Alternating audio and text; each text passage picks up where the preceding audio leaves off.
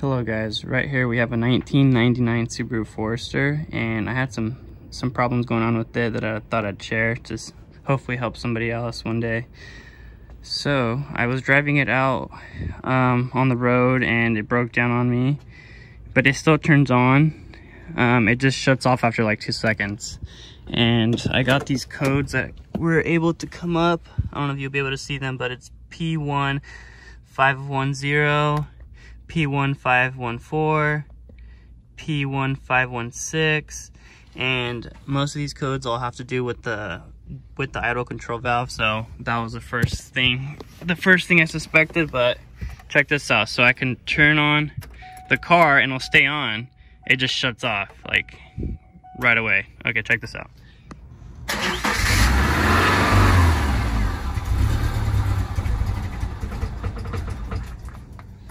Yeah, so just like basically just dies down. I thought I'd share that because that was very strange, but I'm gonna go ahead and change out this idle control valve solenoid that they call here, and then also the throttle body position sensor, which is like right down here. So there's that first one and here's the other one. And I'm also just gonna clean out the throttle body and I'll show you guys after. And I also didn't mention that I did swap out the fuel pump, fuel filter, and I checked the fuel line pressure, which was all good. So just FYI, before I start changing out parts, I did try that first because the car starts, so it just seems like there's no fuel that's actually keeping the car on. So here's the fuel pump I swapped out.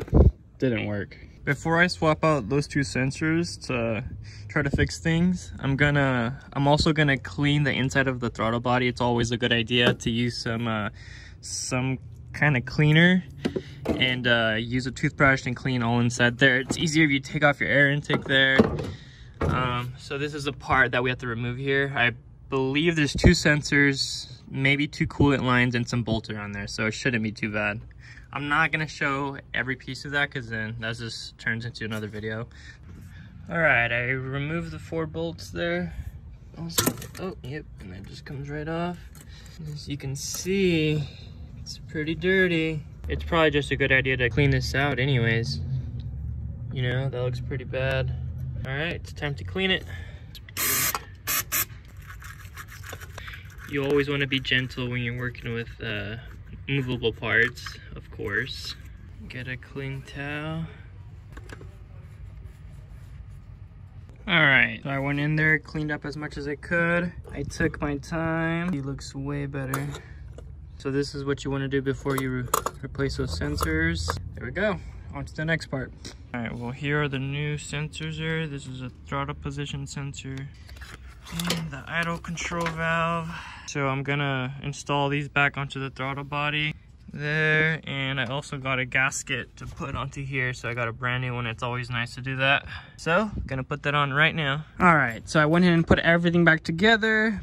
So there's the new part, there's the other new part, the throttle body's back on. I put the air intake all on here. So I'm gonna go ahead and try to turn the key and start it. Hopefully it doesn't just turn on and die like the way it did before, because that would really suck. So hopefully this fixed it. Let's see. All right, here it goes.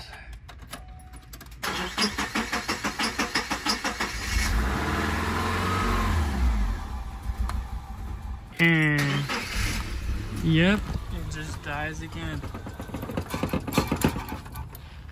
All right, so it didn't end up being the idle control valve unit here or anything else I replaced, but I was reading online and there's another part that would cause this to happen, which is a mass airflow sensor here. Yeah, so one way to find out is just to unplug it there, leave it like that, and now I'm gonna try to start it. Of course, we're gonna get more codes because it's unplugged, but this is just to find out if that's it.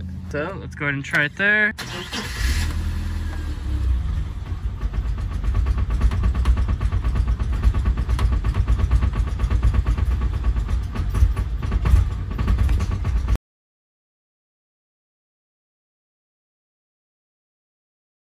All right, so I went ahead and switched out the mass airflow sensor, which was right here. I already changed it out. So I'm gonna go ahead and try her again. Hopefully she starts up smooth.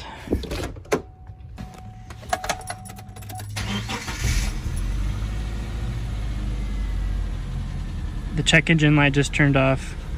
That's a good sign. And the car is running. What do you know? So I changed out all these sensors here, the gasket, cleaned it out entirely, and it ended up being this guy right here. So there you go. It was probably a good idea to change those out anyways, but this was the problem here. So change your mass airflow sensor, guys. That's what that is, mass flow air sensor. Cause those codes.